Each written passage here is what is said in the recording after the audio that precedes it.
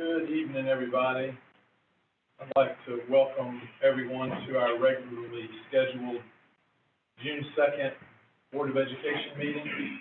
And before we get started, I'd like to take just a couple moments and recognize longtime Commissioner Jonathan Robinson, who passed away last week. Jonathan was always considered a champion of Down East, but he was so much more than that. He was a champion for Carteret County and specifically for our school system.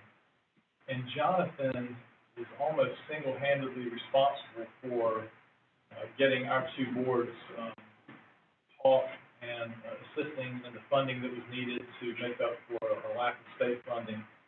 And he is just an enormous part of the legacy of our school system. I listened to a lot of comments about Jonathan yesterday, and most of them started something like, Jonathan really tore into me the other night, and Jonathan really got on me. And I was actually fortunate, or unfortunately enough, to be on the end of some of those tirades, but I always knew, in the end, I always admired his passion, and I always knew it was coming from a good place, even though he never apologized. But anyway, with that said, he will be sorely missed, and I know that there are a couple other folks in the room that knew him much better than I do, or did, who would like to say a few words. Jonathan was a cousin, a friend, a fearless leader, and a fellow core sounder. He was a man of his word, and he didn't always choose the easy path, but he did choose the right one. For the past 22 years, he was on the Board of Commissioners. When class sizes were decreased and county funding to supplement the state was expanded, Jonathan was there. A friend to the schools, the fishermen, and taxpayers of Carteret County, he left a legacy that will be hard for anyone to accomplish. I am proud to call you my mentor and confidant, and to serve alongside of you the past 2 years. You will be sorely missed. I'd like to send out my condolences to the family of Commissioner Jonathan Robinson. Mr. Johnson, as I called him, was a huge advocate for our students. As a longtime commissioner, he recognized years ago the correlation between small class sizes and student success. He realized that that was only possible if the county filled the void that we were not receiving from federal and state resources. He fought hard, and that was one of the reasons we have one of the best school systems in this state today. When I first started my journey on the school board, he gave me some advice. He told me that if I made every decision knowing that in my heart it was the best decision for the children, that I had done right by this county, and I'll forever cherish this listening.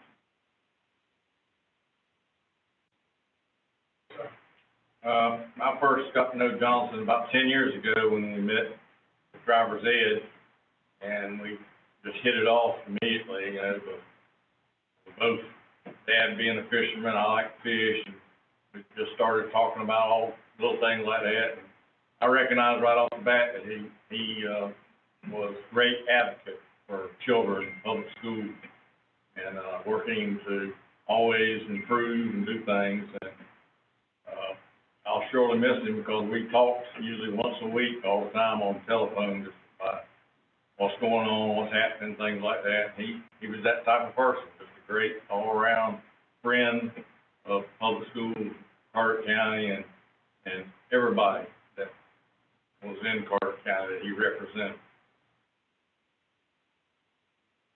I'd like to say also, talk to Catherine about this, that Jonathan reminds me of many of the personalities that I grew up with in West Virginia. Down to earth, devoted to their community, and loved by many. Took no prisoners, made no apologies for it, but I respect him so much for that. And he was greatly contributed.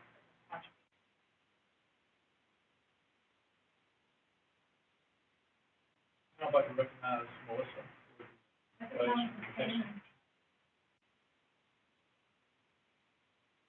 Pledge allegiance To the flag of the United States of America, and to the republic for which it stands, one nation, under God, indivisible, with liberty and justice for all.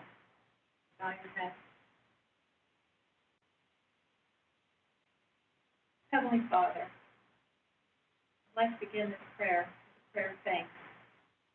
Thank you for the grace and favor and mercy in helping us to know your strength, during the many challenges of our world's pandemic.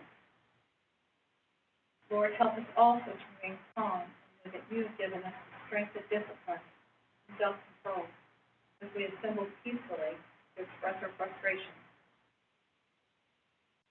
Lord, we also ask that you lift the families, friends who love Commissioner Johnson Robinson and Mayor Kim Jones with your love, who devoted and giving citizens who will be most grateful. And finally, Heavenly Father, please grant us your wisdom to make all decisions tonight in your favor. We ask this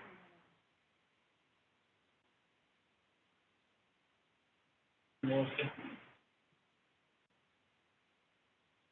Now we will consider a motion to approve the meeting agenda. Mr. Chairman, I move to amend the agenda to add as item 2.2, consider appointment of a new school system superintendent. Chairman, I move to amend the agenda to add a closed session at the end of the meeting for the purpose of discussing confidential personnel matters pursuant to General Statute 143-318 and General Statute 115C-321. Put those together, or do we need a second? It's fine. We combine them into one motion. If we combine it, is there a second for both of those motions? Chairman, I will second both of those motions. Motion by Travis and Brittany, second by Clark. All those in favor, raise your right hand. Unanimous. Thank you. All right. Got a statement I would like to read here. The Carter County Public School System is a leader in the state. We have much to be proud of here, and the reputation of our school system is very well known. The Board of Education retains the North Carolina School Boards Association to conduct a search for the next school system superintendent. That process included much discussion and several interviews. We are fortunate to have had the leadership of Richie Paylor, who served as interim superintendent and led our system through one of the most difficult and uncertain times. We also had the leadership of Blair Probst, and his guidance was also appreciated. Because of the reputation of the county and our public school system, many qualified individuals applied for the position of superintendent, and we were impressed by all of the candidates. After much consideration, the Board of Education has made the decision to offer a superintendent's contract to Dr. Rob Jackson. Dr. Jackson is currently the superintendent of the Edenton-Chewan School System. A native of North Carolina, Dr. Jackson's career in public education has spanned more than 25 years in the state, including serving 6 years as a superintendent. For the last 6 years, since 2014, he's been the superintendent of Edenton-Chewan Schools. Prior to assuming his current position, Dr. Jackson served in Union County Public Schools for 12 years, spending a combined 10 years as a high school and elementary principal in 3 schools in the Union County Public School System.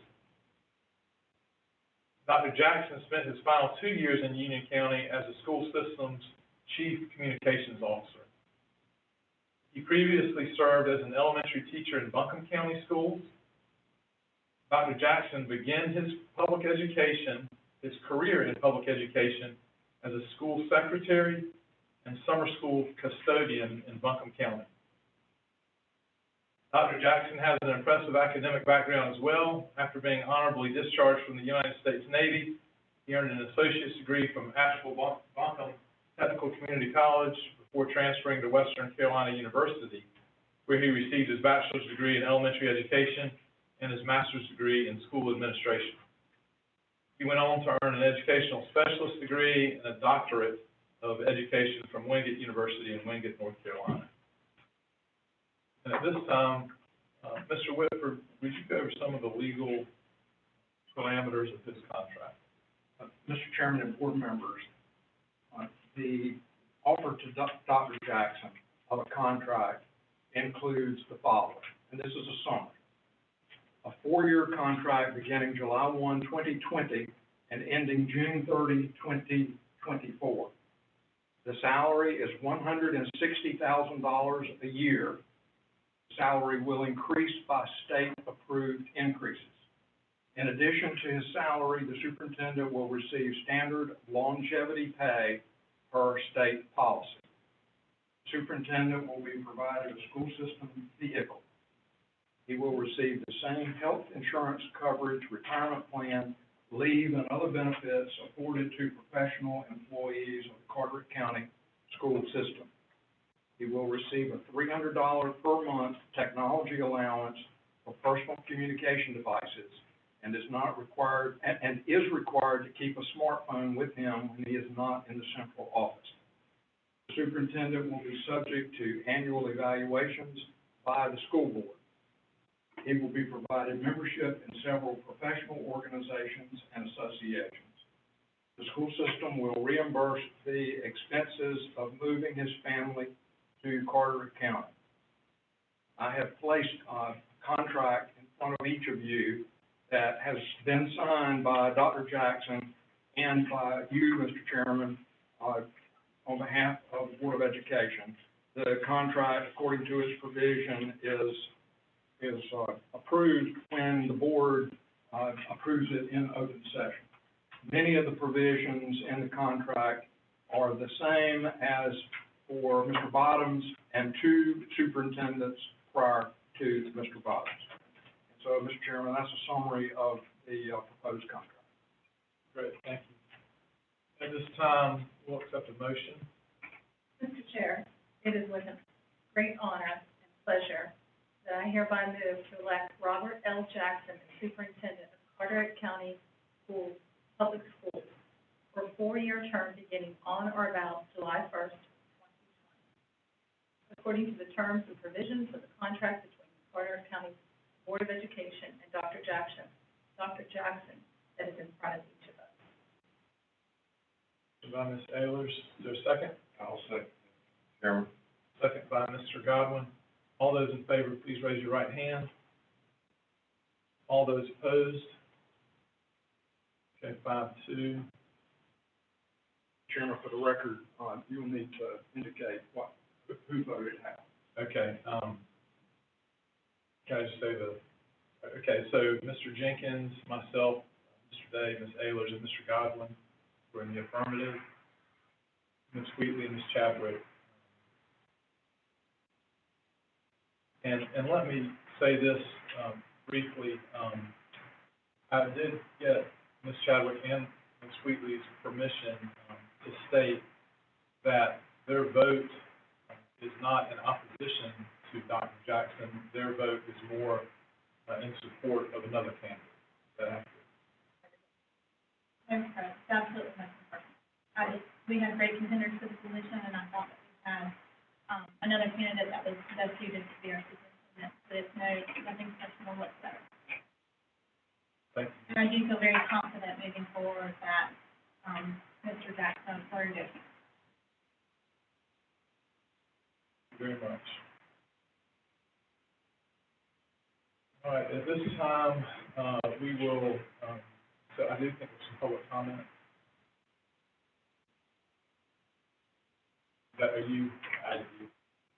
I've got 4 letters, public comment. Sorry. First one, from Mr. Oliver. It states, as concerns masks, I sympathize with your difficult decision, but I respectfully point that masks is changing lives for the better and opens new opportunities for our children. Number 1, state funding debacle is the problem. We need a unified effort to collect what is owed the county. 2, I understand the remaining issue may be a one-time shortfall of $200,000. If it is acceptable to the Board of Education, I suggest private funding via gifts to the Carteret County School Foundation. I commit to a lead gift of $20,000. Mount a GoFundMe campaign. I recommend a give or get pledge for each student of $500. Thank you, love y'all.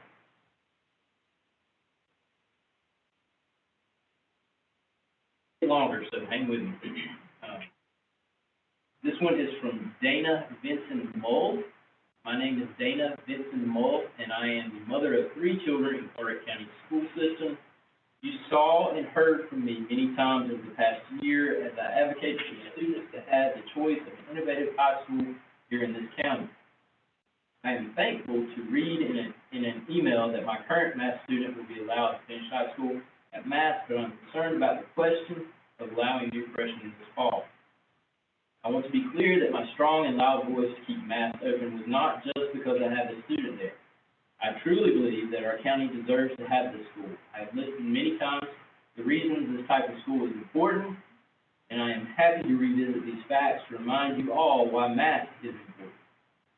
An innovative high school is not for every student, just like AP classes, band, athletics, and more are not for every student. I believe current students deserve the chance to finish, but I also believe future students deserve the opportunity to apply for the chance within math. You have revamped the application process, and I know that the budget is a concern, but I can't help but feel like you were hoping to shut us up by explaining current students can finish what they have started. Yes, I love math, and I am thrilled my son can continue there, but what a disservice it would be to other students in this county if you do not allow this school to continue. Let's discuss in more detail the funding options and continue the school, as so many other counties are, with or without a finalized budget from the state.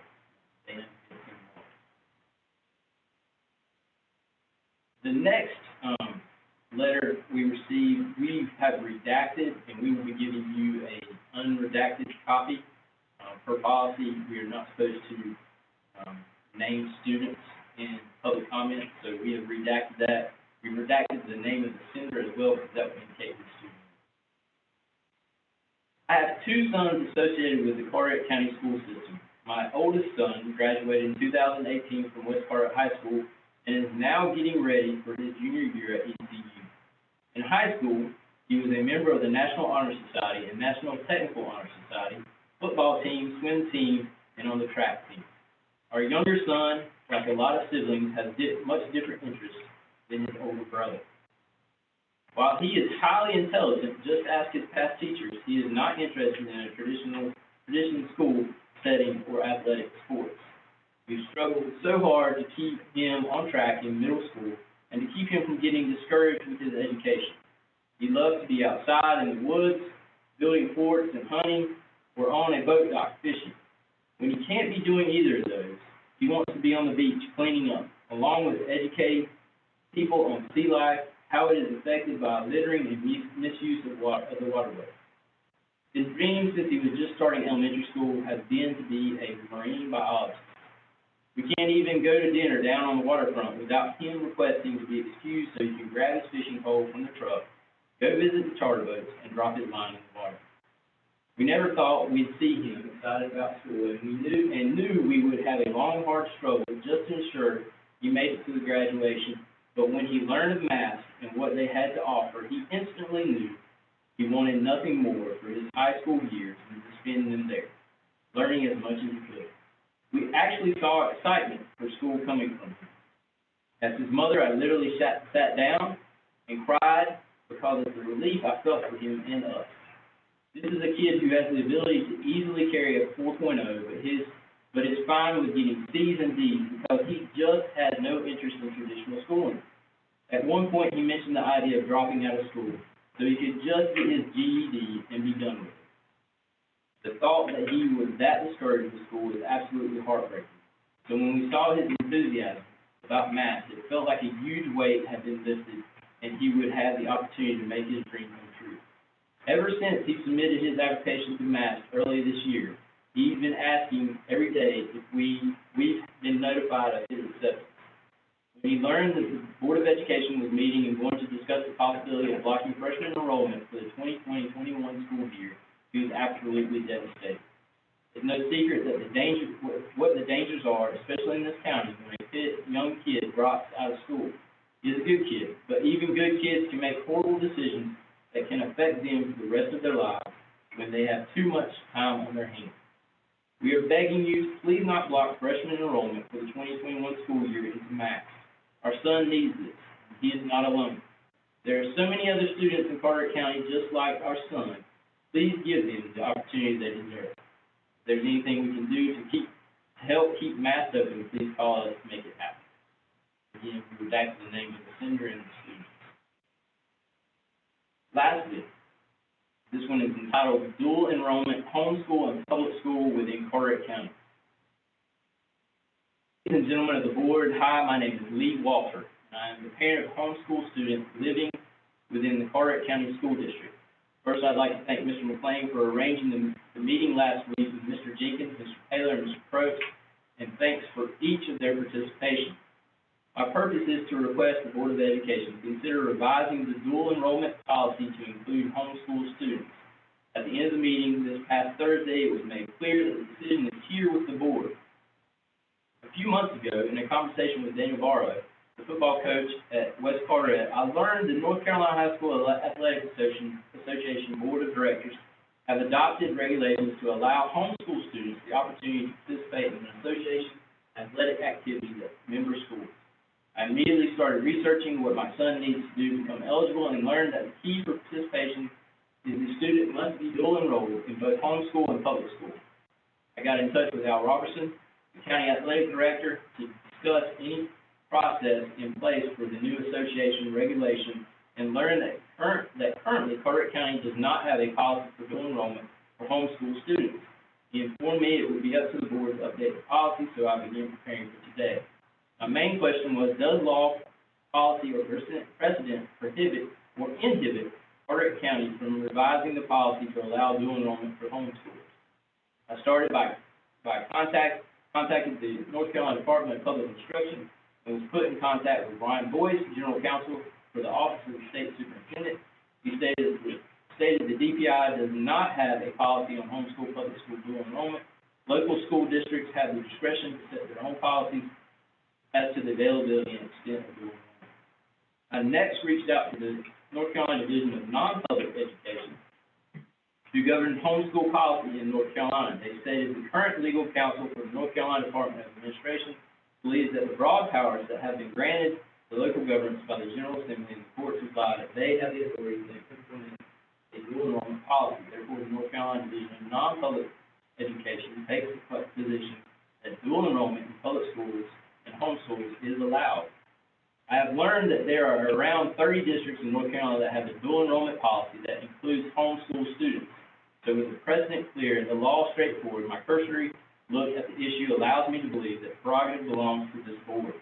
Lastly, I began a conversation with Brad Alford at the association. I learned that their updated policy is the result of years of petitioning for a revision to their regulations, and they were very thoughtful and thorough in establishing the language of the policy and process for establishing homeschool student eligibility. I've included an information paper which provides the nuts and bolts of the new regulation to include a homeschool student eligibility checklist that helps member schools ensure they are in compliance. The association's main concern has the abuse of the policy, where a student would disenroll from a high school established as a homeschool student the next day and pop up playing football at a different high school the next day. They believe this was the biggest risk in establishing the policy and have mitigated this risk by establishing that in order for a student to be eligible, they must have attended homeschool the past 2 semesters for 365 days. I understand there are a number of other issues that I'm not bringing into play because of my lack of understanding of all the factors in this type of decision. I'm very thankful for your future thoughtful consideration. If at all possible, I'm asking for you to consider updating the policy for the upcoming school year.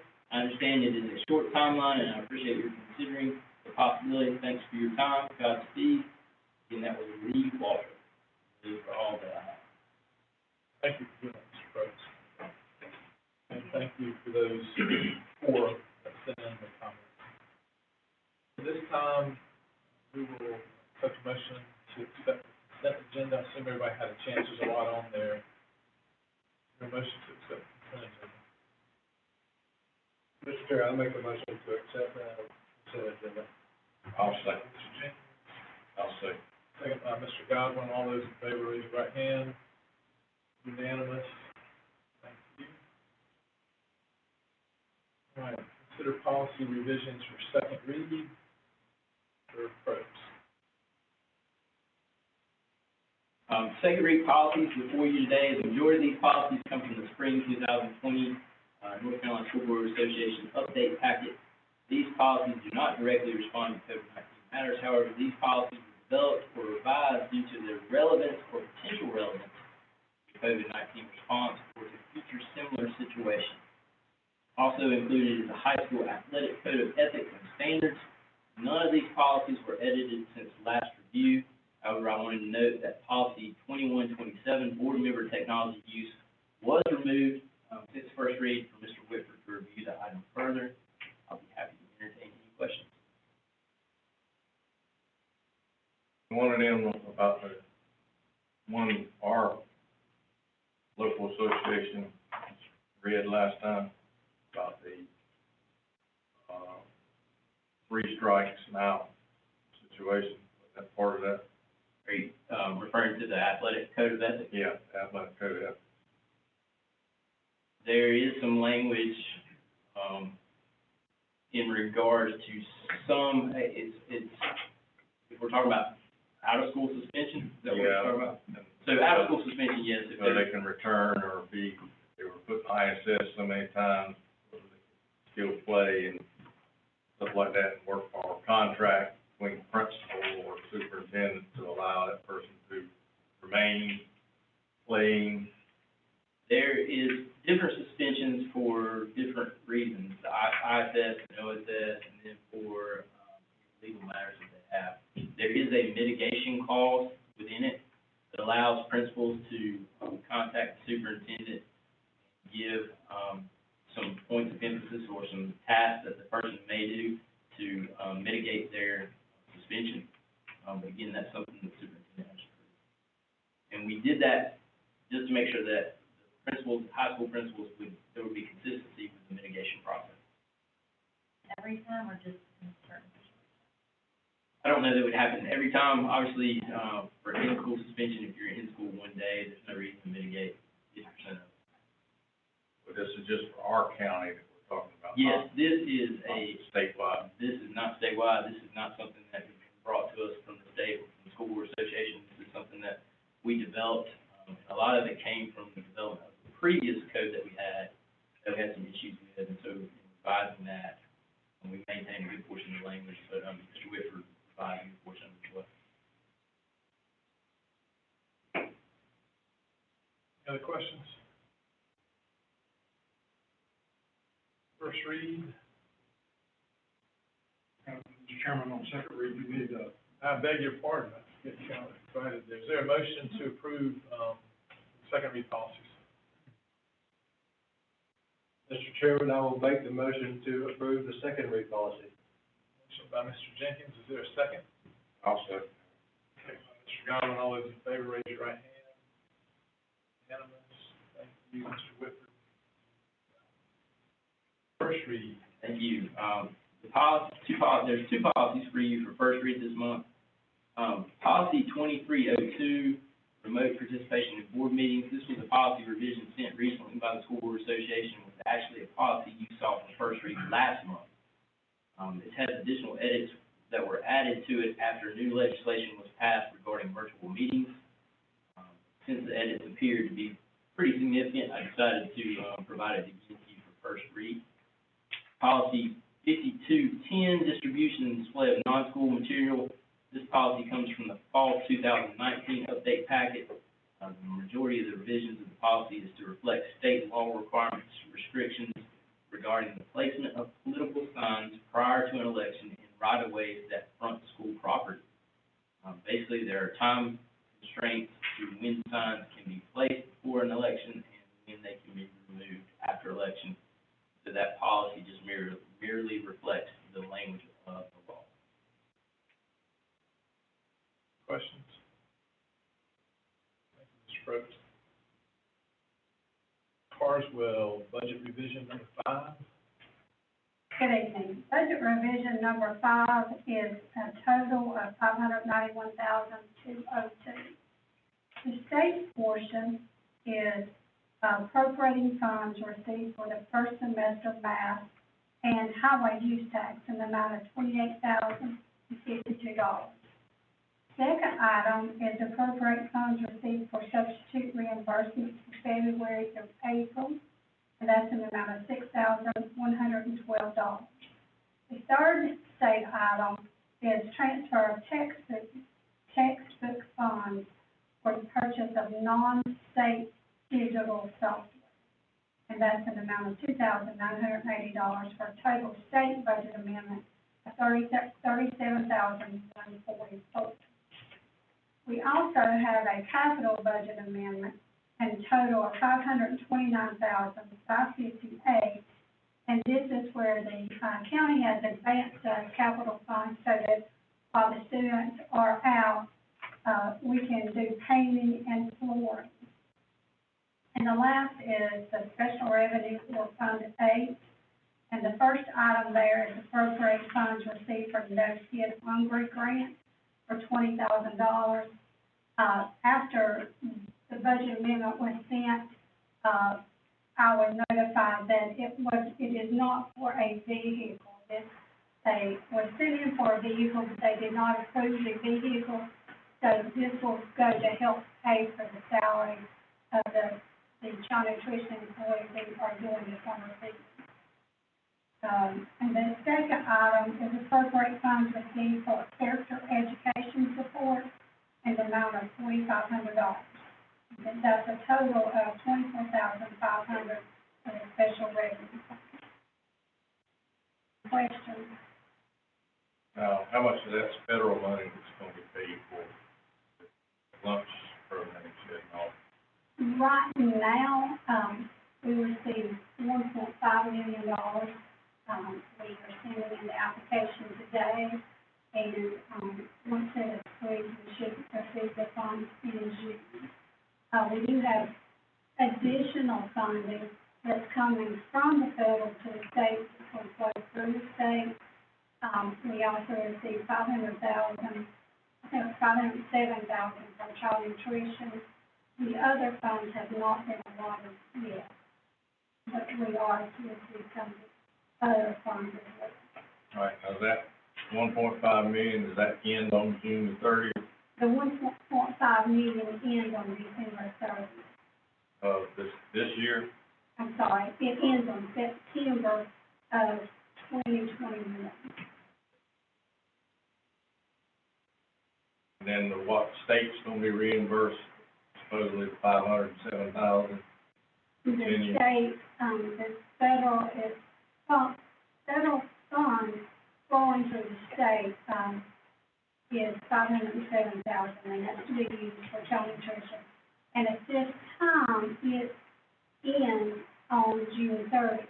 There is a request to extend that past June 30th. Now, I think the state's gonna do that to allow, I don't know what the state will choose to do. But the, Department of Public Instruction has given a request to the legislators and asked them to extend that past the June 30th. or continue through the summer at least, Yes. until whenever schools start back. But that's still a question mark. That's We're the not question. really definite on that.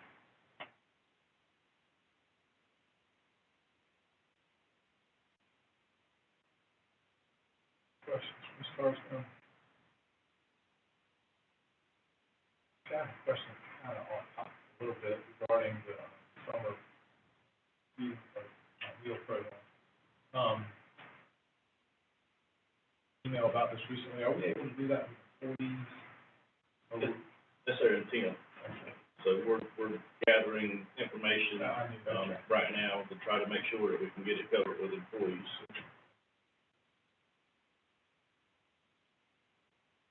Any other questions?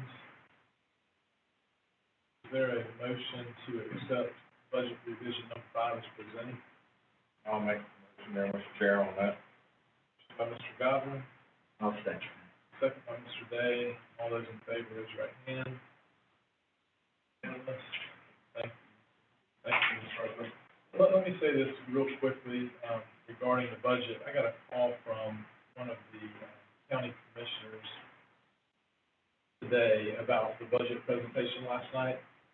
And and he indicated that it was by far the best school budget presentation that he has had since he's been on for some time. And Mr. Probst, Ms. Carswell, Ms. Nance, and Mr. Paler were there. Mr. Paler presented, and Mr. Paler and Ms. Carswell presented, and it was, they said they were most impressed that we didn't ask for anything that we didn't need in the climate that we're in. The information was very precise. There was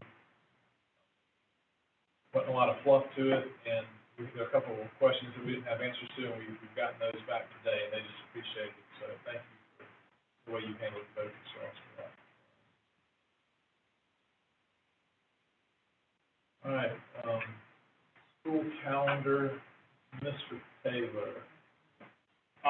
We adopted a calendar back, I think, in February or March, and since then, the COVID-19 hit, and there was new legislation that came out about next year's calendar. So that's why we're going back and revisiting. So, the legislature, had 3 requirements that our calendar did not meet, and they were that students had to start on August the 17th. We also had to add 5 remote learning days in our calendar, and we had to have 5 additional student days in the calendar. So, we put a team together to sit down and devise a new calendar, and you have that in your packet, and I'll basically review the highlights, the main differences in the calendar that we've already approved and this new one. Teachers actually start on the same day they did before, that's August 11th. They will come back and on the 11th as an optional work day, and then you'll see that the 12th, 13th, and 14th will be required, mandatory work days. And that's something that we haven't done in the past. Usually when they're required days, they're district days. But we felt the need, since we were they're basically losing a week before school starts in work days. So we let them be required school days. So the schools will have those days to do their training. You will also see that the orange days on your calendar will be the remote learning days. On these days, students will be learning remotely. However, teachers will have work days on those days. HR will work on a policy on exactly what that will look like. So that will be that on the remote learning days, the teachers will be given the option that they can actually come in to school and teach that day from school while students are at home, or they could preload lessons into a platform for students to do on that day while they take that day off, or have some staff development that day. So we'll work through the details of that. And those 5 days are placed on the calendar in strategic places, and we try to do that. Some places where we would normally have an early release day or on a federal holiday, so parents may be home from Cherry Point to babysit the kids, so try to create the least amount of hardship for kids being at home. You also notice that in this calendar, and one of the things that I like the best is that we're able to end the first semester before the Christmas break, so kids can take exams there. And it also backs up the June end date such that high schools could finish exams before the Memorial Day weekend also. So they're not out of school, but they would be done with exams before that. We might just have some makeup exams following Memorial Day. It does create a 86-day and 99-day split of semesters, but in talking with high school folks, they didn't feel like that was a big deal. We usually have 90, and they felt like that was 86 got us close enough where they felt pretty good about getting all the material taught. Those are the highlights. You'll notice that the January 4th and 5th are now mandatory work days, and that's just because that's when high schools will be gearing up for a new semester, so we felt it very important to have those days there for them to get geared up for a new semester following the holiday break. Any questions? Yes, sir. Mr. Paler, there are a couple of the online days, the orange days, that are designated as student makeup days, October 12th and March 12th. If, because of weather or whatever reason, if we have to use those days as regular school days, then we have to make up those online, those virtual days somewhere? And if so, what's the idea? I guess I saw possibility of a Saturday. What would happen with that? That's a good question. I don't have all those answers. I think what would happen is we would take the Orange Day and move it to a different place, because we have to have 5 remote days. Yeah. So I don't necessarily know that that would be a Saturday, but that's things we'll have to explore. What I do know is that suppose there's a weather event and we have to be out of school, let's just say in September, and we had to miss 3 days, and we can provide remote learning during those days, then we can count those 3 days as orange days. So we just have to have 5 remote days. And We can on the fly go ahead and designate a weather day as right, and I'm sure it would have to be board approved, but yes, Yeah. you would have the flexibility to move those 5 remote learning days around. And these 5 remote learning days, this is something that's gonna happen every year, past this year? We only know this year. Okay. Is that right, Mike? So they've only said, this legislation is only for this coming year, and that's just like the start date of August 17th, that's for this coming year. Okay. That's another thing that Richie brought up last night with the commissioners, is the foresight they had to fund our technology needs was one of the reasons that we were able to jump into virtual learning so quickly, and I'll say easily. I'm sure it wasn't as easy for maybe Mike and his team, but, that was one of the reasons that we were able to jump into virtual learning. And I got one more question in regards to the virtual, work days. The kids who do not have access to internet, is the state providing help with that? So, we met today, this afternoon at 4 o'clock, we had a webinar. We are developing a remote learning plan that we will submit to the state by July 20th. And there's 15 steps in that plan, and one of those steps is to how are we going to ensure that all kids have access? So that's something that we will be working through. And that'll be through, surveys of students and parents. That'll be with Mike's team working with individuals. There may be, hot spots that we provide, but those are things that we'll work through. Perfect, thank you. Just to reiterate, mandatory start date of the 17th, mandatory 5 virtual learning days, finish the semester before Christmas. Yeah, that's not a mandate, but we will finish the. Right, sorry, yeah, the mandate was. So the mandates were start date of August the 17th, we have to have 5 remote learning days, and we had to add 5 additional student days. Perfect. And the only reason I wanted you to highlight those again is we do have, a big tourist, area. We hire a lot of high school kids, and I know that comes up every year, but this, again, is coming down from the state and out of our control. And the calendar does typically invoke a lot of emotions from parents and teachers, as it should. So, anyway, thank you for putting this together. Is there a motion to approve the 2020-2021 school calendar as presented? Mr. Chairman, I'd like to move to approve the revised 2020-2021 school calendar as proposed. Motion by Mr. Day. Second. Second by Mr. Godwin. All those in favor, raise your right hand. Unanimous. Thank you very much. Okay, consider enrollment of math freshman class. I actually asked to have this put on the agenda because we find ourselves in another situation where we don't have state funding. This is going on a 3rd year, and we have to give administration some direction on how to proceed specifically with math and this freshman class. So I'd like to open up the floor for some discussion. So.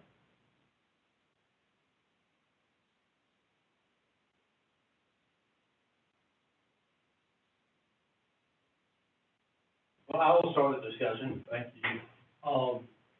Here we are again, talking about math. You know,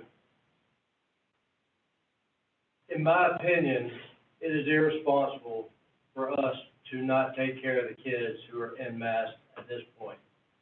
It is also irresponsible for us to disregard the fact that the state repeatedly fails to do what they tell us they're gonna do.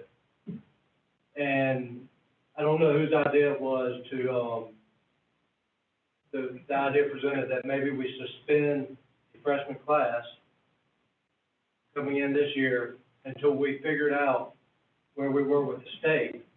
But in my opinion, that is the responsible thing to do for the kids who are in mass now and for the taxpayers. And, you know, do we accept another group of kids and go another year without funding? What happens then? It is, in my opinion, irresponsible to move forward with a freshman class unless someone tells us where we are fiscally with the state. So that's just my opinion. And I appreciate that, because I have been advocating for this program, and I've spoken to state legislatures, and talk is cheap. You know, I agree that it is irresponsible to continue without the funding. We can't draw teachers. We're already losing 4 teachers this year, according to our budget presented last night. And we can't continue to draw teachers down without the state-committed funding that we haven't gotten now for going on 3 years. So I agree that it would be irresponsible to proceed with accepting a freshman class. Mr. Chair, what is the president of our community college said in your conversation, Turner, about what the concerns are? Well, we've talked briefly about it, obviously, because they're one of our partners, and they would like to see the program continue. I've not asked if they would contribute funding like they are getting ready to do, because the state didn't come through this past year. So clearly, I think they would like to see the program continue. You might have an asset to that. They're a collaborative partner in this endeavor. We've invested over 100 students, their time and treasure, their invested our money in setting up. The local college has also committed money to upgrade that particular part of the building. I'm concerned that we haven't looked like the very beginning, even though it is a bifurcated attempt to change the dynamics of the school, shutting down the school. However, we do have children that have applied, have leading letters from parents that. Yeah. I'm sorry, can you hopefully can hear me? We're all on the audio in the middle. Leading letters from parents that are asking that we give their children a chance.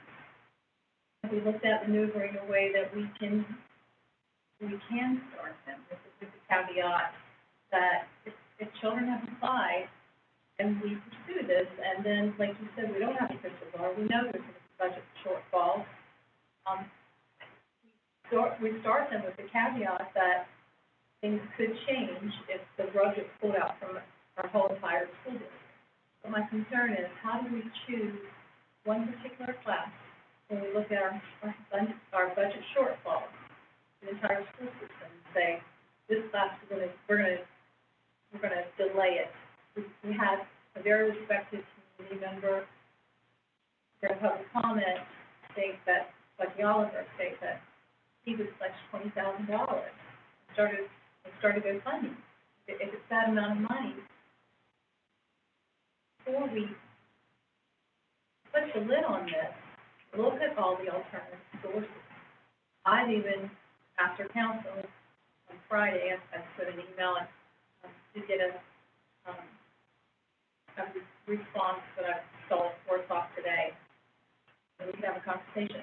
But I'm also concerned about the legalities of this, to ensure that if we take one class of any school and say, we're going to delay you from coming, what are our statutory requirements in us doing?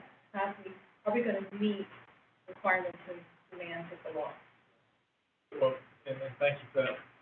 To begin, we're not talking about closing the school down. And as far as discriminating toward one, school on the class, I mean, I'm assuming that ADM is for the system, not a school. Are there any concerns about, the funding has been specifically for math. It's what we yet to receive, and so I'm assuming there's no. Mr. Chairman, let me address that legal point in just a second. But if you will permit me, I have talked to administrators, and it is my understanding that there's not a full freshman class that could be enrolled under any of the guidelines that the board has previously established. I mean, someone can correct me on that, but in talking to administration, it is my understanding that there were maybe 50 applications, which is the bare minimum, but that some of those applications, and perhaps a good number, don't actually meet the requirements for admission. And if you don't enroll 50, then there are additional financial consequences for the other schools. And so, that is a problem. And part of what happened, as I understand it, is that the application process was underway, and it also involves some recruitment now in the middle schools. But there were 50 applications in, and about 2 weeks left to go in the process, and the schools got shut down for the coronavirus. And so the application process got cut short. But out of the applicants, there's not a full 50, which is needed to make, this assumes state fund. You need a full 50 to get the budget to work the way it is supposed to work. And so you have that problem. Now, with respect to the legalities, this is not closing the school. It's sort of taking a breath to see what the state will do in terms of funding. Everyone should know that in the first year of Mass, the General Assembly did not appropriate any money at all. And the reason you were able to open is that community college let some of their money get diverted to make up the state shortfall. Last year, it looked like it was not going to be funded by the General Assembly, but then sort of at the last minute in a budget compromise for whatever, some of the money did get put in. And then the governor vetoed the state budget, and that veto has not been overridden, and that's where the Mass money was. We don't know what's happening with the budget going into this year. And you can't know, as we learned last year, until the governor signs the state budget. And so you just can't know. So there are several factors going on here. It is not just money. It is that you can't enroll a fully qualified class of 50. Now, one thing else that we heard from administration is that, Ms. Aylers, I heard you say that we had 100 in the two classes now. Well, we don't have 100 in the two classes now, and that's creating financial problems. So what is my understanding that the administration is going to try to open the enrollment for the two existing classes to try to supplement the existing two classes to get enough students up there to where we meet that 100 threshold.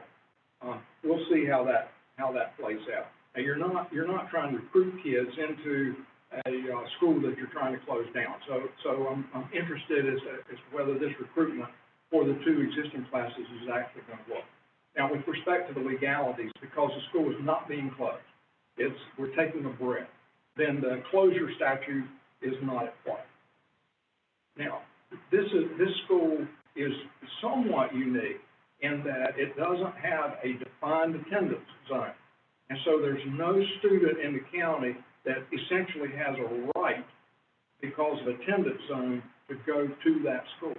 And as a result, you're not you're not abridging sort of a given right to student to attend a particular school because of his or her attendance center. So there may be some parents that are upset. We got a lawsuit last year, but I will predict that if any parents are upset enough to start a lawsuit over again, I do not believe they'll get any sympathy with the court system. And so I'm confident that the legalities are being addressed as best they can, and it becomes a management decision on what to do as we wait to see whether the state will fund their obligation. And then in a future class, whether you can get an appropriate freshman class to bring it on. Not taking a full 50, that is based on our application, because I know other schools don't have to take 50, so is that based on what we told the state we would do, or what? That is, as I recall, that is in what I'll call the charter, in the application. It would be 50 a year. If you drop below 50, you start having trouble with the funding of teachers that go into the school. So I don't know if the administration wants to come in and bail me out on this financial stuff, but that is what my understanding is. It was, you asked me a question earlier, and I don't want you to think I've forgotten it. I have not asked the community college to fund the state deficit, but, and Ms. Carswell, I hate to put you on the spot, but is that another $180,000? And have we received the $180,000, that we were previously promised from the community college? I have not invoiced them yet, so they don't have anything to pay. My understanding is, the last time we talked to Dr. Hooper, is that he stated that he would pay our shortfall. And so I'm calculating the shortfall, I've been working on that today, so that I can invoice, the college. So that's for 1920. 2021, our shortfall will be close to $200,000 again if we do not receive state funding. I would like to have that conversation with Dr. Mancini before she was, I'm assuming we would do that by the end of June. We met with community college in January with Dr. Hooser and, Steve and had a conversation, and so we were going to wait till the end of the year, so we had a better figure, and that's why Ms. Carswell's calculating now. So this is not gonna be a surprise to Dr. Mancini? It shouldn't be. Mr. Whitford, and in response to Mr. Oliver's, letter, are we able to, finance teachers and principals and other school system costs, on the hope or promise of private donations? I've never looked into that question, but I would say this, any school system should go into that very, very carefully. It's just not something that you should assume that can happen, because there are always trailing obligations. And so if you get the money for the first year, then what happens in the next year? And those trailing obligations can really trip up any organization when they go into something feeling good and expecting that this will happen, and it's not in the traditional means of funding. It's something that should be very carefully considered. There's more legality problems from funding from a personal person. Like they said, they would be glad to contribute that $20,000, but there's more law, situations involved in what we know. My concern would be not so much the law of the current year, it would be moving on, getting further into this without the traditional sources of funding, and without traditional sources of funding, look, we're having trouble with traditional sources of funding. And so what do you do when you use non-traditional sources and relying, or just relying on the benevolence of the community? That's something that you would need to take a long, hard look at.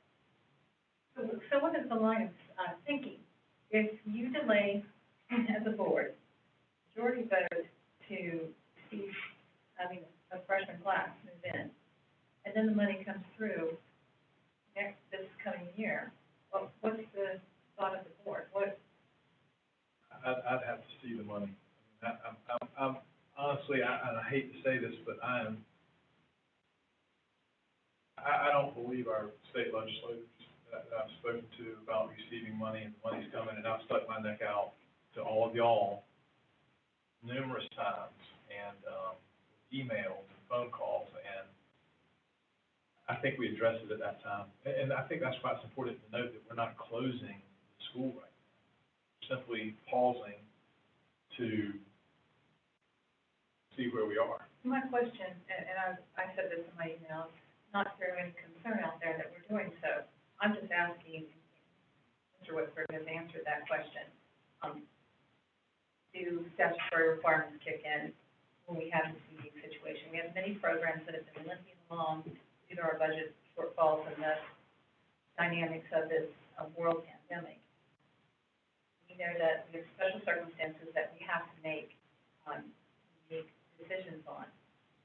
And I'm just making sure that we have, number one, met that obligation, if indeed there is one. Say, well, it's hard to play what if, but if the General Assembly and the governor did come through and fund, then you still got the problem with a lack of a full freshman class. And I don't know if administration could figure out how to work that or not. This has never been a program where you want 51 bodies in chairs. This has always been a program where the students were of a, well, you look at the three criteria: at risk, first generation college of any kind, and then accelerated learning. And but within that, you're looking at students who we graduate with both a high school diploma and a community college degree, and they're ready to go to work in the marine trades in Carteret County. And so I think that over the last year, administration has been trying to focus on that aspect of it to keep the support of the county commissioners. And if we can't do that, if we can't deliver to the people of this county graduates who are ready to go, a good number of the graduates who are ready to go into construction trades, then this is off on the wrong rail to start with. The marine trades.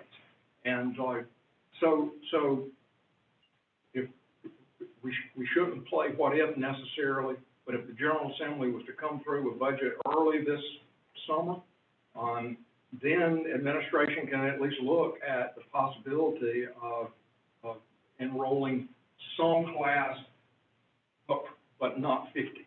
And just how does that work with teacher assignments and all that sort of thing without pulling teacher allotments out of other schools? So. And I think also we created a campaign to do everything we can despite the pandemic to try to fill those spots. I want to make sure we state that on the record, that we're doing all unique, reaching out to make sure that we're disseminating this information and we're letting them know that we're having shortfalls and that we want to really take a look at the program and get this. I don't want you to say that I am spearheading any kind of campaign to advocate for this, but we are communicating with the administration, parents, the students. So this should not be a surprise to anybody. This is the third year, and let me just get it out there. The challenge that we're having is every person in this room recognizes the need for vocational training in this county. What our difficult decision is going to be is it most efficient to have masks and train those students at masks, or can we train them in our traditional setting like an academy like they're doing at West Carter, more efficiently. And so that is the real challenge that we're having, but clearly, you know, we have 91 students over there right now that for some reason didn't choose our traditional high schools. We have to answer why. We have to have a place for them to go back if that school does close. But again, we are not talking about closing mass today.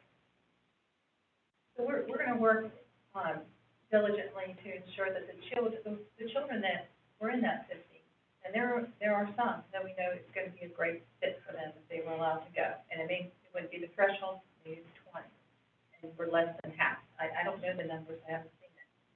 We're gonna work hard to find places for them that will meet the unique needs of them and these, And I'm sorry, you talking about the rising freshmen? children that apply and then have later headstone. Well, I mean, listen, I think we do that with every child. I mean, I really do. I've sat through the process with counselors and how they place children, and how they place our students. But clearly, we today don't have exactly what every child is looking for. And I do think public education is heading toward choice. And I do think that we're evolving toward that. But again, we're charged with doing it the most efficient way and with taxpayers' dollars. So it is a very, very difficult conversation. There's nobody in this room, and there's nobody listening tonight, and there's no child at Mass that wants to go through what we did last summer. So that's why it's incredibly important that we are being transparent about this, and that's what we're trying to do.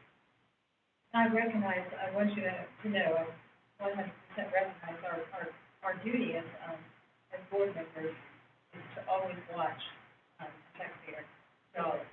And I understand it's not making the threshold 50, another budget consideration. So I'll just throw it back to looking again at all sources, including fund it to keep it investment children.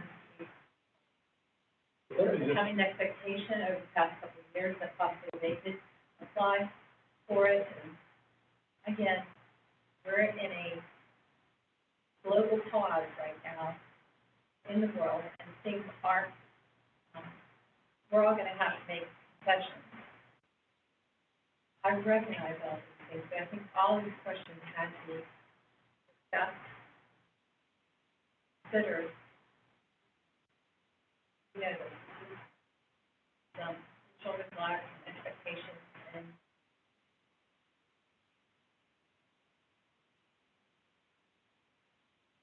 Tell you to just, and I don't mean to interrupt you, to echo what Mr. Whitman said, I am incredibly uncomfortable with seeking non-traditional funding, although Mr. Oliver that made that offer tonight, he is so incredibly generous. It makes me uncomfortable to accept non-traditional funding. If someone comes in with an endowment where you can spend the interest off of the principal and fund it, then we can talk. But that is incredibly generous. And we were happy to accept money from the community college last year. As their offer. As their offer, and we still haven't had that conversation.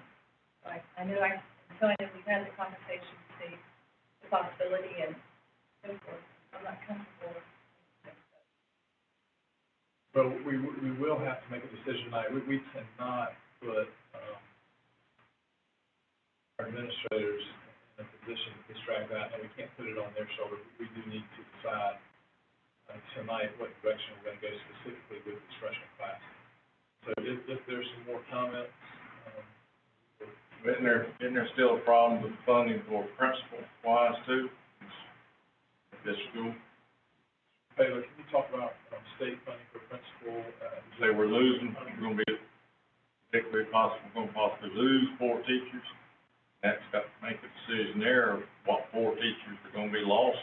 What about the state funding? Yeah, so state funding on the principal is based on the previous year's ADM, so when the the innovative high school started the first year, the principal was funded because it was automatic, it came with sort of like seed money for the program. However, the second year, the principal was not funded because of the first year, we had below 100 kids.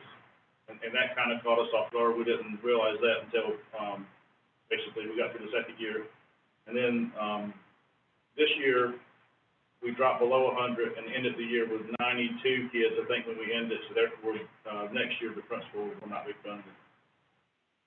So, and that's one of the key reasons why we want to allow other kids to enroll there and get to back over 100, so that next year, the principal will be funded. That's not definite, still based on, do we know if that's gonna be allowed to happen? Or this coming school year, or if we bring those 4 in, that would make us at the 100, and if we're qualified in for having a principal to be funded by the state. If you bring in, if you decide to allow kids to come to enroll, that would be sophomores and juniors, and we got over 100, then the principal would be funded the next year. We're at 92, we were to add 8 more students. Right. Ideally, we would add more than 8. So that we have more than 100. The following year. Now, can we talk about that real quickly, because that sounds confusing, that we're actually talking about adding students, and probably we add students when we're already concerned about funding, but by adding 10, 15, 20 students, we're not adding, I'm asking this, we're not adding another teacher for those students, because they'll be spread out among the classes. Is that accurate? It's theoretically, I mean, you're adding to the same grade level as the peers that are there. Right. As opposed to adding 50 incoming students, I'm assuming we would add 2 additional teachers. Right. Theoretically. You're saying, and therefore, if we don't add those students, or if we didn't add, like, if we were adding to smaller capacity, like we were 625, 20, then we would still have to add a teacher per month, right? No, if we add some sophomore and junior, and I don't want to recruit, I want these kids to want to be there, but if we add some students to get over the 100 mark, then if the state ever comes through with their obligation like they're supposed to, then we would be paid for the principal position. And look, I hate that we're talking about kids' education based on money, but that is just an enormous part of this puzzle. And there are a lot of other things that we have to consider, but for tonight, we really need to give administration some direction. We need to consider a motion along the lines of accepting the freshman class or suspending acceptance of the freshman. Mr. Chair, I'd like to make a motion. Real quick, before I make the motion, I want to say that I hope that the state can get its act together, because I know a lot of these kids at Mass, and I think it's a great program, and I appreciate everything everybody at the program is doing. But my motion tonight is a motion to suspend acceptance of the incoming freshman class and allow additional sophomores and juniors to enroll. Motion by Mr. Jenkins, is there a second? I'll make a second. Second by Ms. Chadwick. And let me just say too, and I'm glad you brought that up, this is by no means a reflection on, the school itself. This is literally a budget alignment, with some other factors that we would consider. With that in mind, there's a motion and a second. All those in favor, raise your right hand.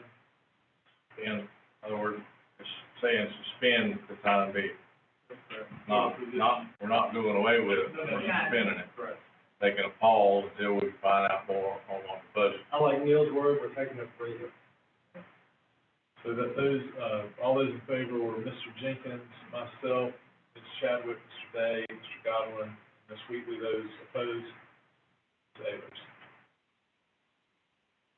Passes 6-1. Thank you. And listen, there's been a lot of work outside of this, a lot of research, and I really appreciate the board's educate themselves on the situation. So thank you. We get caught up here now. We need to consider for your appointment to the Carter Community College Board of Trustees. We received one letter of interest from Mr. Robin Comer, and I will accept a motion to appoint him to the Carter Community College Board of Trustees.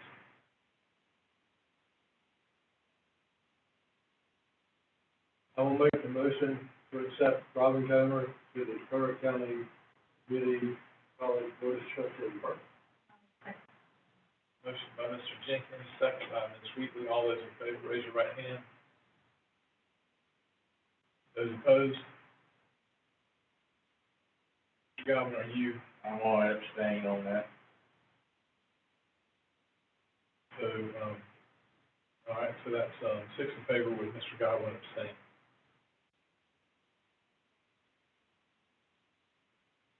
All right, Mr. Taylor. Facility support. I'll point out that it's unusual that we're doing an update on capital projects in June, because usually come this time of year, we're broke. But we were fortunate enough that when COVID hit in March, and we knew that school was gonna be out, and this when they put the date back to May the 15th. Originally it was earlier than that, but when they told us we were gonna be out till May the 15th, we approached the county commissioners and with the idea of, now that students are out of the buildings, could you please advance us some money that we know we would get next year so that we can begin some capital projects, so we don't have this wasted time of buildings when our buildings are sitting empty.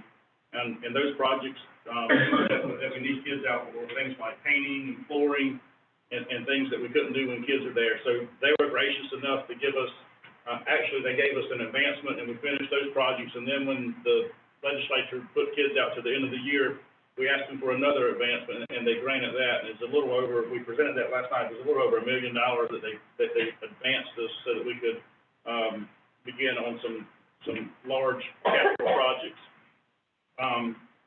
At this time, we've, about completed painting at Atlantic Elementary, Harper's Island, and Bridges. Those are in the 99th percentile of being complete, all 3 of those. We have finished 3 gym floors, or refinished 3 gym floors, and that would be Beaufort L, Newport L, and Bogue Sound.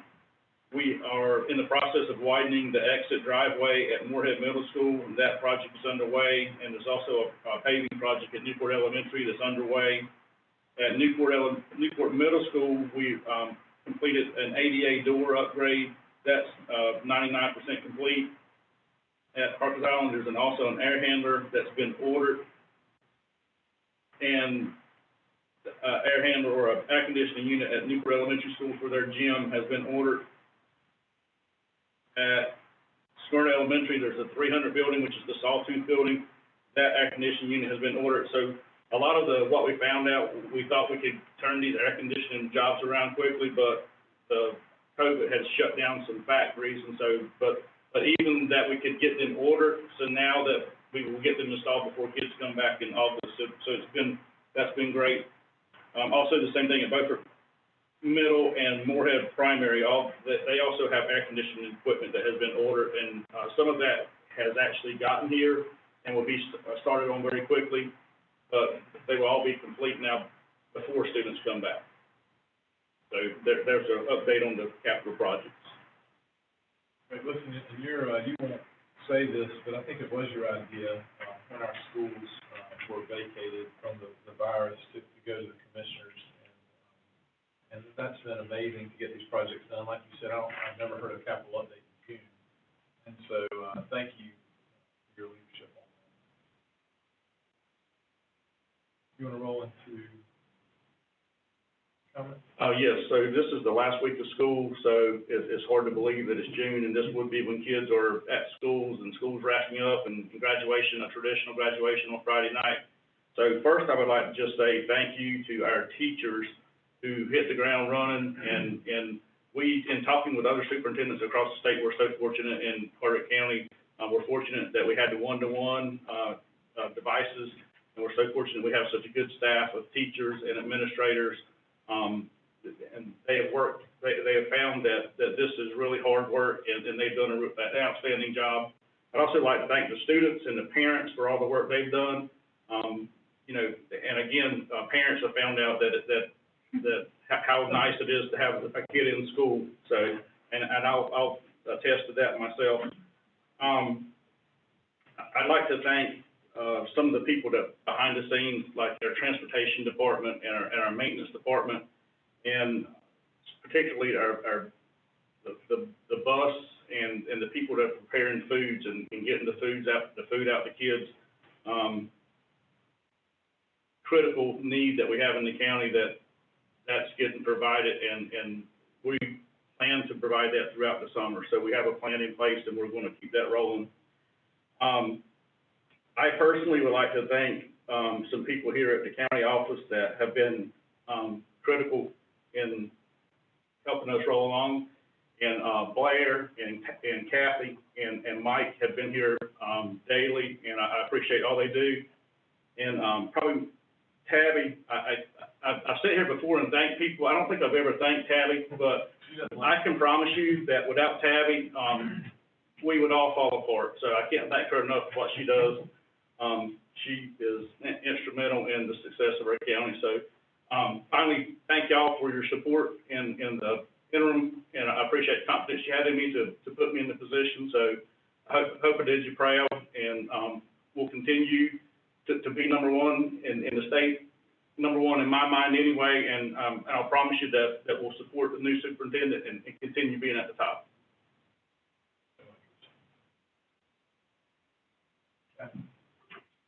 You go first? Or we can go to I Brittany. go last.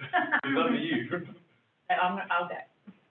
I want to say thank you to our teachers and TAs of this county. You reinvented education and have done a great job these past 12 weeks. Thank you to our leaders who have brought us through a pandemic and have done a great job leading our school system and schools. I'm so proud of you. Thanks to all the lunch crews across the county. You guys are the best. Thanks to the parents for taking on a hard job and making the best of a bad situation.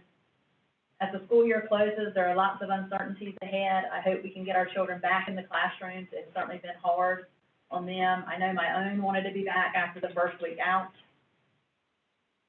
Pray for this board and our leaders. We have big jobs ahead of us. I hope everyone has a safe and fun summer.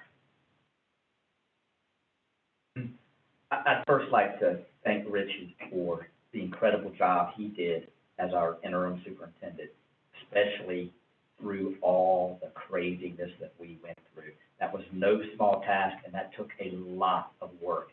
And we are extremely indebted to Richie and to Blair and the rest of the staff for helping us through the tough times. And besides them, the teachers and the staff in general, but parents and students, thanks to everyone for the flexibility and the patience through this. I know this wasn't easy for anybody, but I think we did all right. And so I'm looking forward to virtual school days moving forward. You know, we're going to be all right. So thank you, Richie, and the rest of you. I want to also welcome Dr. Jackson as our new superintendent.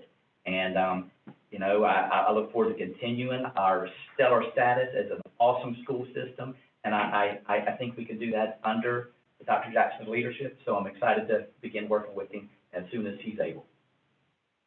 Thank you. I would like to thank Blair and Richie for splitting the duties of interim superintendent this past year, and Richie, you taking the lead position, the front guy, and all of our accolades and our questions and last minute scrambling that you've had to do through the pandemic. I still can't get my mind around how the system was able to continue to operate. I know that you had help with the assistance of parents and guardians and grandparents and babysitters, the children themselves, but scramble like the teachers and your staff did. I'm in awe of your skills and what you've done. And you did it with such panache and really grace. And I'm so grateful to the two of you and your leadership. I also want to welcome, Dr. Rob Jackson. I am so impressed with him as an individual. His reputation precedes him. I know people will be getting this opportunity to meet him soon, but he has already been to this community and really has a love of the community, somebody who has led a system nearby us. Matter of fact, I think that's one of the reasons that he wanted to come. He has truly wanted this to be his home, and he has admiration for our school system as it operates.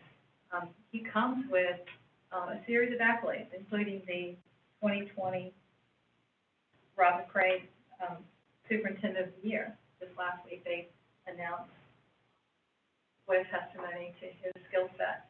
But I think it's hard, we're sitting here on Zoom, and there is no interaction. I just want to infuse some joy into this room and some life into it. And that is why I did choose the pink to bring on the happy face of the direction where I think we're going to be going. I would say that, for one more thing that really stands out to me about our selection of Dr. Rob Jackson, he really, I think, exudes grace and an intelligence behind that, and a lot of experience. We had tremendous candidates that came through here, and one of the difficult jobs we have, and I've had to do this twice now, was to choose out of all of these exceptional candidates, one that we had to almost split hairs over, that we felt would be our choice. And my thanks go out to all the candidates that loved and wanted to be part of this. And again, my appreciation to our past superintendents, Dr. Novi, our beloved Matt Bottoms, and now direction we go with the process. I want to reiterate on the fine job that Richie and Blair have done through this crisis and working together and keeping the ship going straight, and great job that they've done. And we appreciate all that you have done, and we want you to continue to work with us. I hope we don't miss none of you or trying to go somewhere else, but great job for both of you working through this progress.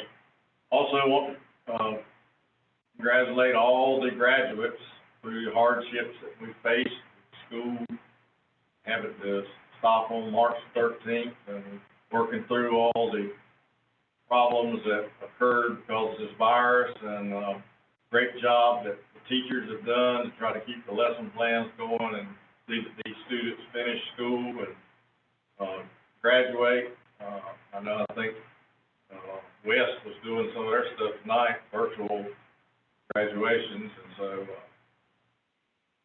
I congratulate all those people, and congratulations to all the teachers and employees that we have in this county of ours for their great work all this year with the virus hardships and making do with what we've had to do and following through for everything that's been done. Great job for that. Thanks for the lunch program, the helpers who have made sure to keep that going and delivering the lunches throughout this situation. And also, I want to make wishes for Lloyd Willis, who's been the bus director for numerous years, and he's leaving our system to go into a better situation for him, and so he's leaving. And I visited some of the schools this week, went to Bogue Sound especially, and the principal there, Ms. Jenny Bell, showed me what they were getting ready to do to offer parents to come pick up the children's personal belongings and try to get their stuff back out. So that was a great effort through her staff, people there, to try to make things so that parents can come pick up those supplies. And also remind anybody that has it, contact schools, because they are trying to make sure everybody gets their supplies and stuff that they had to leave, because when school closed down, a lot of them lockers are still full, and classrooms still had their personal stuff in it, so they are trying to get that out. And also, want to wish congratulations to our new superintendent, Mr. Rob Jackson. Want to wish him well on the job coming in to our system. And I think he's gonna really do a great job for us. He's a leader of the future, and I believe, that we'll be in good hands with his leadership and for things that he, has done in the past where he's been.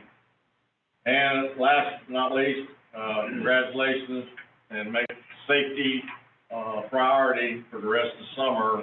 Parents, children, teachers, everybody, you know, that virus is still out there. We can't ignore it. Keep following the guidelines so that, you know, keep it from spreading out there, because it is a dangerous thing. Hope everybody has a great summer. I would like to congratulate our 2020 graduates.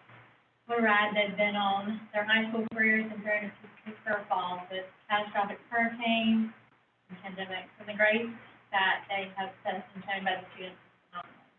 They've risen to the occasion, they've learned many life lessons along the way, and I'm excited to see what they've done for us. And we made it. We've nearly completed the school year. It's been filled with uncertainty. There's so many people to thank for a successful ending for a year. I'm afraid I'd leave someone out if I started naming names, but I'm going to follow in Richie's footsteps, and it's literally everyone from bus drivers and transportation to food service to teachers, PAs, to our superintendents and Miss Kathy and everyone here. There's no one person that hasn't stepped up. I'd also like to thank Mr. Taylor and Mr. Coates for serving as our interim superintendent. And I don't think that there are the right words for me to express my thankfulness to either one of you, as well as Mike and Ms. Parcell and Tabby. I also noticed, I never do things, but I call you all the time, and you guys have really, really stepped up, and you jumped feet first, and you were in a role that you weren't expected to have to fill, and I can't think of a worse time to have to take the reins, honestly. I'm thankful for your guidance and your leadership. And I'd also like to congratulate Dr. Rob Jackson on becoming the next superintendent of Carter County Schools. Like I said, I feel confident that our school system will be in good hands and will continue to move forward in the right direction. That's all right. Okay, first of all, by my estimation, I think we have served as a school system close to 300,000 meals during this COVID crisis, and that is no small feat. I've been boots on the ground with the bus drivers and with the TAs, and Miss Amanda, who drives the bus real fast, but she's a good bus driver. And it's just been impressive. There's three volunteer groups I'd like to thank. I want to thank Life Church. They've stepped up. Part long-term recovery has stepped up. 4 groups, First Methodist Church, F3. There's myriad other groups that I don't even know about who have stepped up to do this, but, my kids go do it with me, my friends and their kids go do it with me. It has been an absolute blessing to get to know the people that you don't see day to day. The child nutritionists, the TAs, the bus drivers, we don't see them every day, and it's a blessing to get to know them and learn about their families and their lives. And they've been a blessing to our school system. I want to thank everyone on this board. You know, we've been doing this a year and a half, and I've watched us grow. I've watched us grow with grace. We still agree and disagree quite a bit, but we've grown with grace. I've spent countless hours with y'all talking about things that just blow my mind. I never thought I'd do any of this stuff we're doing, and some of it is hard stuff. The thing I love about y'all is we go through the nitty-gritty. We take the time to figure it out, and that's why I love y'all. I appreciate each and every one of y'all and respect your decisions and respect your opinions, and it's just been a joy on this growth journey with y'all. Claire, Kathy, Tabby, Mike, y'all epitomize class, and I mean, again, growing with y'all has been a great experience for me, and I truly appreciate you. Dr. Jackson, I'm excited to see him come in and work with all of us, because I think he'll be a team player. I think we're team players, and I think we're gonna create a great team. Last but not least is Richie. I'm a guy who wakes up every morning. I wake up and say, I'm gonna have a great day. The first time I met you, I knew you were a brethren in that mentality. And that's why I love you, man. I mean, there's nothing I couldn't throw at you and you wouldn't smile and say, we got this. And that's the greatest trait in the world, in my opinion. So thank you so much for everything you've done.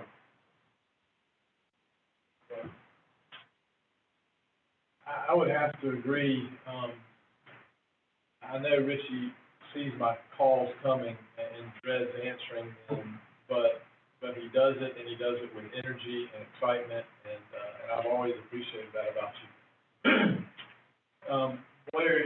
It's hard for me to fully realize what you and Richie stepped up and did after the retirement of a fantastic superintendent, to go through a freaking pandemic,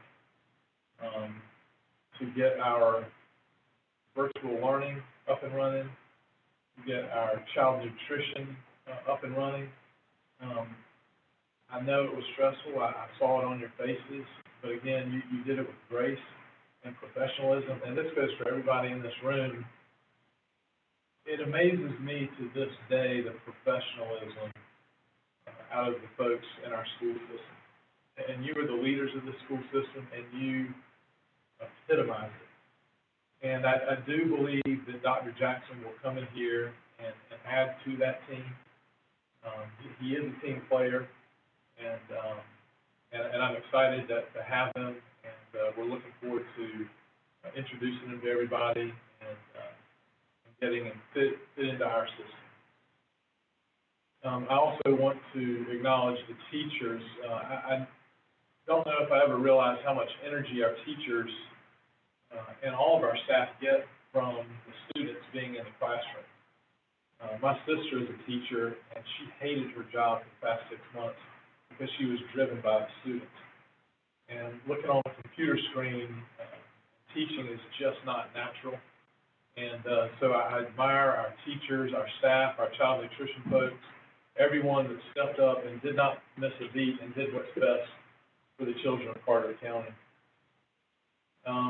And finally, I would like to congratulate our seniors.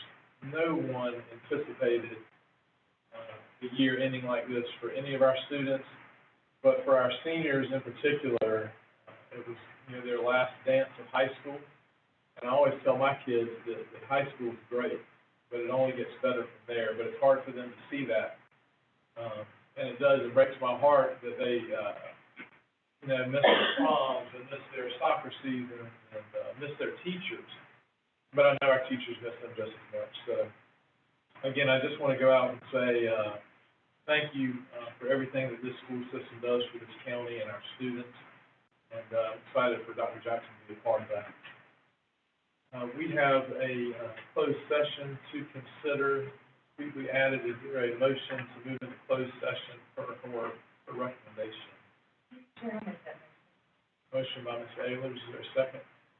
I'll second that motion. Second by Mr. Day. All those in favor, raise your right hand. Unanimous. We are in closed session. We'll stay in here if the board and Mr. Whitford can stay. Everybody else